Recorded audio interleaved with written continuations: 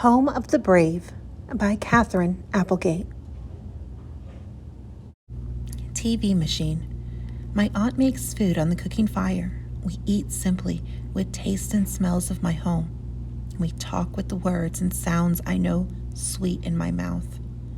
But the more home returns to me, the more I remember all I've lost.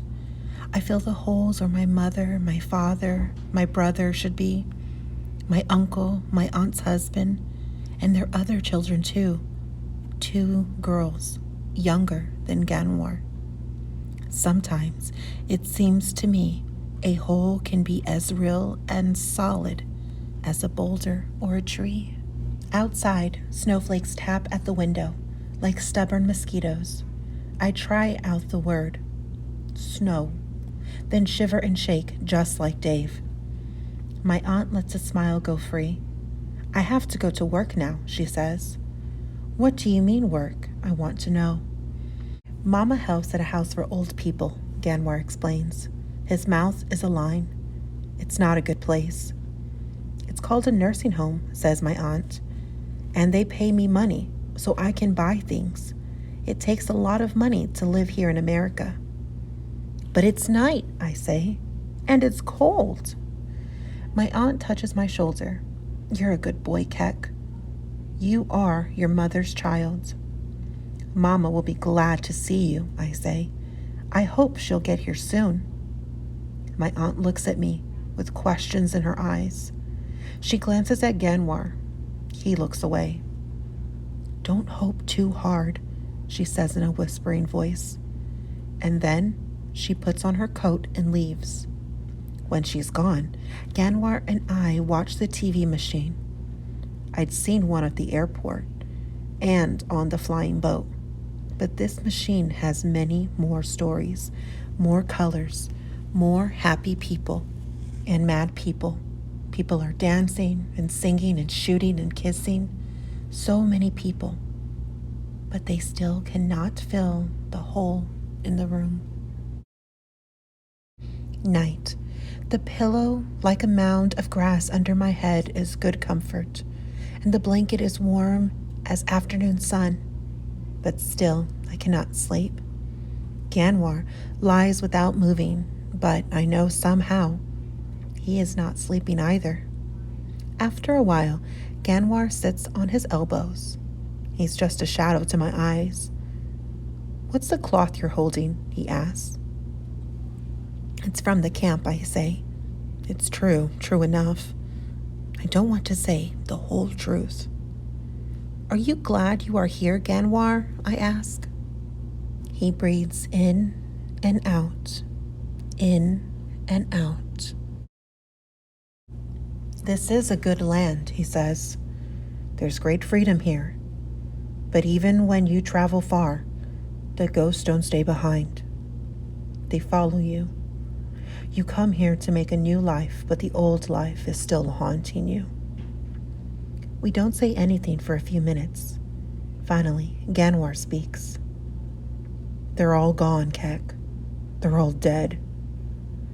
I want to hate Ganwar for his words, but I am too weary for anger. Already there are so many people to hate, too many.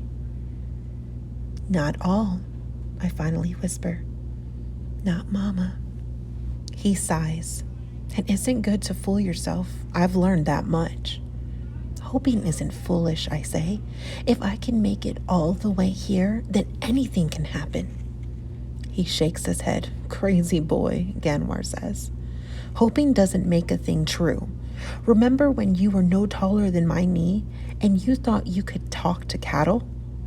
They listened, I say. They just did not answer. How about when you believed you could fly? Remember how you jumped from the top of the acacia tree? I still have the scar on my elbow, I say. And anyway, the flying part was fun. Only the landing was troublesome. You can't make yourself a bird, Keck. Some things will never be. A man does not give up, I say. A man knows when he's defeated, Ganwar replies. I wipe away a tear with the soft cloth in my hand. I don't answer. I'm afraid of what the answer might be. Mama, I have my father's will, my brother's eyes, and my mother's light. She is like newborn sun, fresh with promise. The just beginning moments before the day fills like a bucket with good and bad, sweet and longing. Even her laughter has the sun in it. Always, when I think of her, I see a cloudless day blooming full. I feel the warmth on my shoulder. I know hope's embrace. I am just a boy, like any boy. I make trouble. I'm lazy. I kick at the world when I'm mad. I don't know why I have been so lucky to be so loved. Sleep story.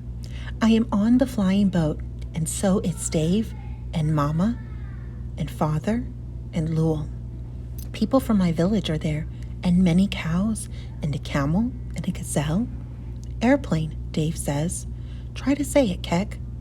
But when my mouth opens, the only thing that comes out are little white puffs, cloud after cloud.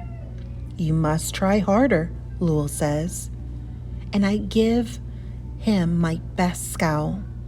He laughs, and then the round windows open, and the guns are there, and the hating words, and I am screaming empty white clouds of fear. When at last it's quiet, the seat of Lowell and my father and all the other men from my village are empty. They're gone, I tell my mama. They're dead. She takes my hand. When we step outside, it isn't sky we see, but endless barren land dotted with dead trees. Mile after mile, day after day, tier after tier, we travel to a place of tents and women and children. Here in the camp we are safe, she says. The men with guns will not come. My feet are blistered, and her dress of blue and yellow is stained with blood, and all around her snow falls, and my eyes burn with the sight of it.